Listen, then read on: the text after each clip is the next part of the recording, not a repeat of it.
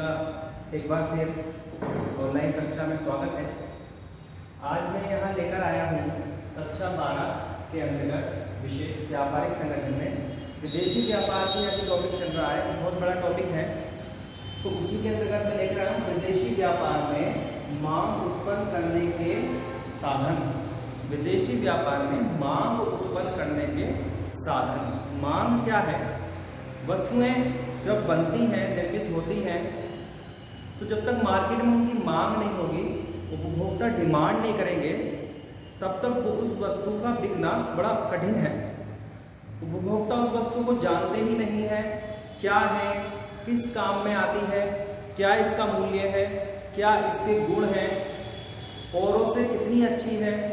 तो वो जब तक उसे इस चीज़ का ज्ञान नहीं होगा, वो उस वस्तु की डिमांड भी नहीं करेगा। उसे पता ही नहीं मार्केट में क्या वस्तु है। तो इस तरह उसकी प्रभाव वस्तु की बिक्री पर आते हैं। इस तरह उसकी वस्तु की बिक्री नहीं भी होती और यदि इससे अगर हम ज़्यादा प्रयास करते हैं तो बिक्री बढ़ भी सकती है। तो विदेशों में अपनी वस्तु की मांग को कैसे बढ़ाया जाए, क्योंकि अगर हम स्थानीय लेवल पर व्यापार कर रहे हैं तो हमारे पास बहुत से ऐसे तरीके हैं जिससे हम अपनी वस्तु का प्रचार प्रसार कर सकते हैं। क्योंकि विदेशों में ये तो सोचने से ही, क्योंकि विदेशी व्यापार में कठिनाइयाँ इतनी हैं, तो विदेशी व्यापार में कठिनाइयाँ हैं तो विदेशों में माल बेचना भी कोई बच्चों का खेल नहीं है। तो कैसे व्यापारी अपनी वस्तु को विदेशों में बेचे, उसके लिए कैसे जो है मांग उत्पन्न करे वो अपनी वस्तु को, तो ये टॉपिक है। तो जिसमें सबसे पहले एक महत्वपूर्ण टॉपिक जो कि केवल विदेशों में नहीं, देशी व्यापार में भी महत्वपूर्ण है, वो है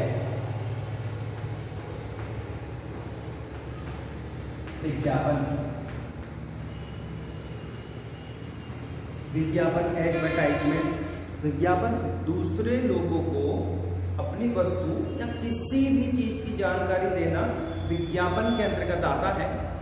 विज्ञापन के माध्यम से आज जो हम इस व्यापार का ये स्वरूप देखते हैं, इसको ले जाने में बहुत बड़ा हाथ विज्ञापन का ही है। ऊपर ले जाने में विज्ञापन का ही हाथ है। विज्ञापन के द्वारा हमें किसी वस्तु के बारे में पूर्ण जानकारी प्राप्त होती है। हम मान लीजिए कोई चीज़ पहले से यूज़ कर रहे हैं, नई मार्केट में आई, जिसका कोई विज्ञापन नहीं हुआ, कोई प्रचार नहीं हुआ, हमें क्या पता चल सकती है कि वो मार्केट में कोई नई वस्तु आई है। तो उसके लिए वो कंपनी या जो व्यापारी है वो उस वस्तु को सूचना देने के लिए आपको किसी न किसी साधन का इस्तेमाल करेगा।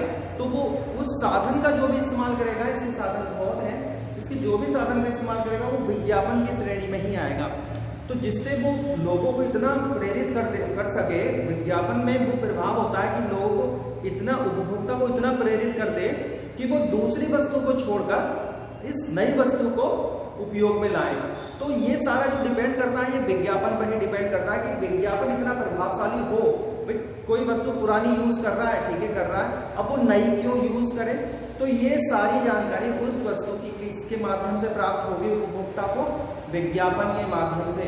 तो विज्ञापन जितना प्रभावशाली होता है, जितना वो उपभोक्ता पर प्रभाव डाल सकता है, उतना ही उससे प्रभावित होकर व्यक्ति पुरानी चीज को, चलो वो कहता है चलो कम से कम एक बार तो ट्राई कर लो, तो ट्राई करता है। यदि उस वस्तु को वो वस्तु उसको अच्छी लगती है तो वो आगे उसका उपयोग भी करता है। तो यही सारे उपभोक्ता में मार्केट में लागू होती है बात, वो इससे विज्ञापन से उसकी बिक्री बढ़ती है। अब विदेशों में विज्ञापन करने के बहुत से तरीके हैं। हम किसी चीज़ का एड दे सकते हैं टीवी के माध्यम से, या पोस्टर्स वगैरह, जो ये चीज़ें हैं, बहुत सारी चीज़ें हैं। टीवी के माध्यम से, समाचार पत्रों के माध्यम से, पत्रिकाओं के माध्यम से हम वहाँ विज्ञापन दे सकते हैं। जितना अधिक प्रभावशाली विज्ञापन होगा, उसी से लोग उस वस्तु को जानेंगे और जिससे हमारे उसके उत्पादन में, व्यापारी के उत्पादन में वृद्धि होगी। उत्पादन में वृद्धि होगी तो उत्पादन में वृद्धि इसलिए होगी ताकि मार्केट में उसकी डिमांड बढ़ने लगेगी। तो ये विदेशों में मांग उत्पन्न करने का सबसे बढ़िया तरीका विज्ञापन ही है। जितना अधिक प्रभावशाली विज्ञापन होता है, उतना ही अधिक उस वस्तु की बिक्री को बढ़ाया जा सकता है। ठीक है। दूसरा टॉपिक आता है विज्ञापन के बाद व्यक्तिगत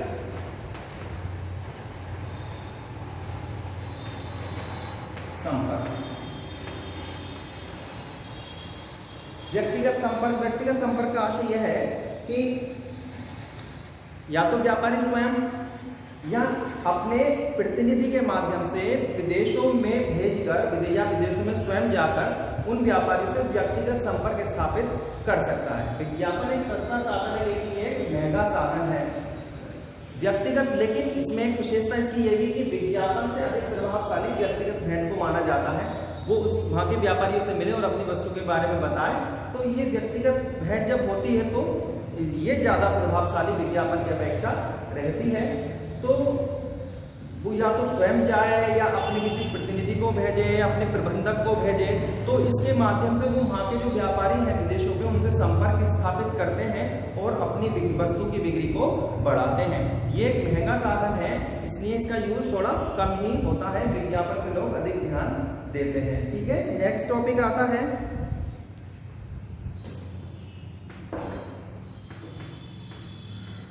परिचय तथा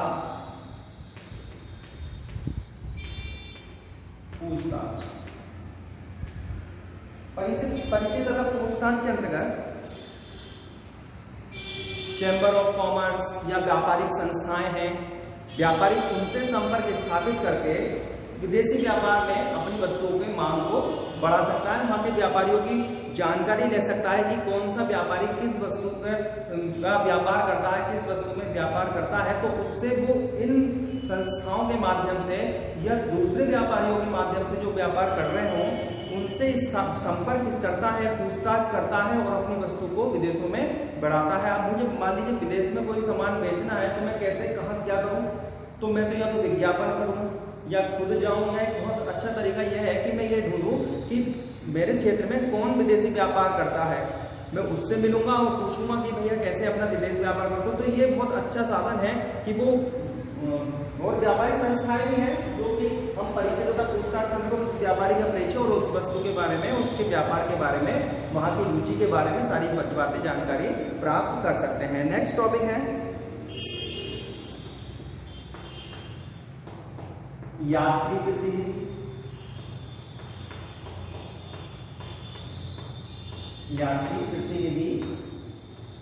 यात्री प्रतिनिधि का मतलब वो ऐसे व्यक्ति की नियुक्ति करता है जिसका काम घूमने का ही होता है, जिसका काम घूमने का मतलब घूमने से नहीं, घूमकर व्यापारियों से संपर्क स्थापित करने का होता है। वो उसका काम यही होता है कि आज वो इस देश में घूम रहा है तो वो उस देश में विभिन्न व्यापारियों से मिले, वहाँ बात करें, अपने प्रोडक्ट के बारे में बताएं, गुण बताएं, विशेषताएं बताएं, वहाँ से निपटने के बाद वो किसी दूसरे देश में जाए, वहाँ के व्यापारियों से संपर्क स्थापित करें। तो ये प्रतिनिधि की जो नियुक्ति है वो यही है कि भाई तेरा काम घूमने का ही है और तुम यहाँ से उनसे वस्तुओं से, उनके व्यापारियों से वस्तुओं का ऑर्डर प्राप्त करके इसकी माल की बिक्री को बढ़ाए। ठीक है, यात्री प्रतिनिधि के अंतर्गत ये आता है। ठीक है, उसके बाद है विदेशी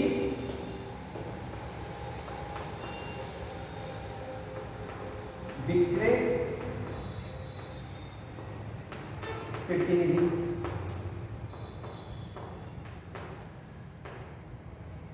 विदेशी विक्रय प्रतिनिधि का मतलब है कि वो वहां पर एक अपने प्रतिनिधि की नियुक्ति कर दे और उस प्रतिनिधि को माल का निर्यात करता रहे।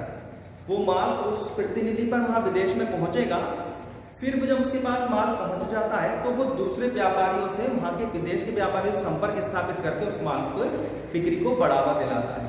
यहाँ पर जैसे थोक व्यापारी होते हैं तो वैसे ही व्यापारी एक एजेंट जो कि उसका यही काम है, वो हमसे माल प्राप्त करके अलग अलग व्यापारियों से संपर्क स्थापित करता है और उनको माल बेचता है।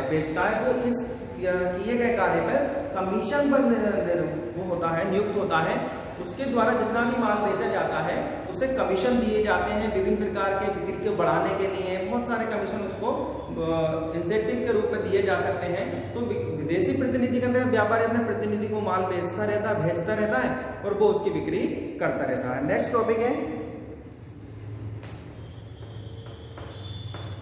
विदेशों में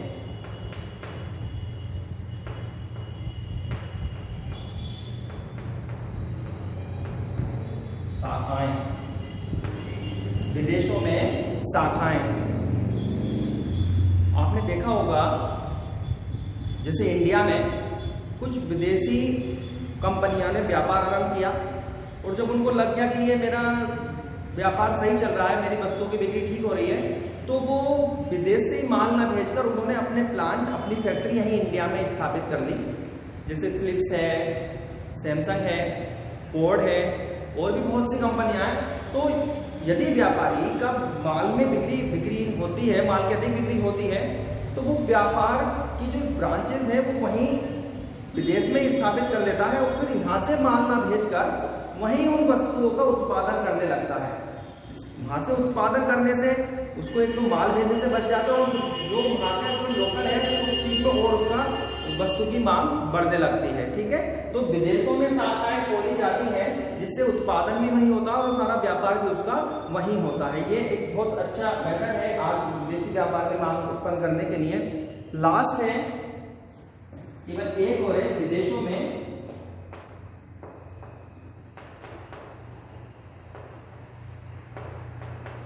साझेदारी।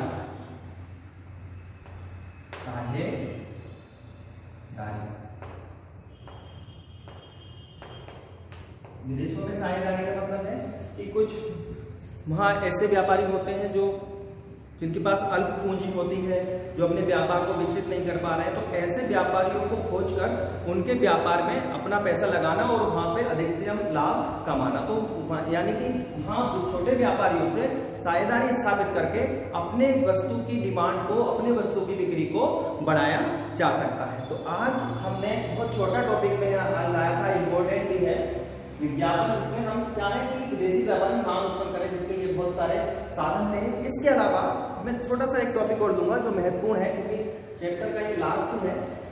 विदेशी कर की बात करते हैं तो विदेशी कर के उद्देश्य के आधार पर दो प्रकार के कर होते हैं। एक होता है अनुरक्षण कर, एक होता है संरक्षण कर। ये इम्पोर्टेंट है और छोटा सा टॉपिक है, तो ये रह जाता है, इसलिए मैं इसको अभी ले रहा हूँ। और उद्देश्य की दृष्टि से सरकार द्वारा दो प्रकार के कर लगाए जाते हैं, अनुरक्षण कर और संरक्षण कर। ये कभी कभी आ जाते हैं। अब अनुरक्षण कर क्या होता है? जब इस कर का उद्देश्य सरकार द्वारा अपनी इनकम में, अपनी आय में वृद्धि करना होता है। जब सरकार अपने आय में वृद्धि करने के उद्देश्य से आयात निर्यात व्यापार पर कर लगाती है तो वो कर अनुरक्षण कर कहलाता है। इस कर की दर बहुत कम होती है, जिसका विपरीत प्रभाव विदेशी व्यापार पर नहीं पड़ता है, कोई प्रतिकूल प्रभाव इसका नहीं पड़ता है। सरकार का एक छोटा सा उद्देश्य ये होता है कि उनकी आय में वृद्धि हो, तो बहुत कम दर से ये कर लगाया जाता है आय में वृद्धि करने के उद्देश्य। दूसरा है संरक्षण कर। संरक्षण का मतलब किसी को प्रोटेक्ट करने से है। कभी कभी हम देखते हैं कि हमारे देश में भी उत्पादन हो रहा है, लेकिन कुछ व्यापारी विदेशों से भी उस वस्तु को मंगाने लगते हैं। तो विदेशों से मंगाते हैं तो वो हो सकता है हमारी वस्तु बेकार हो जाए या लोग उसको ना खरीदें। तो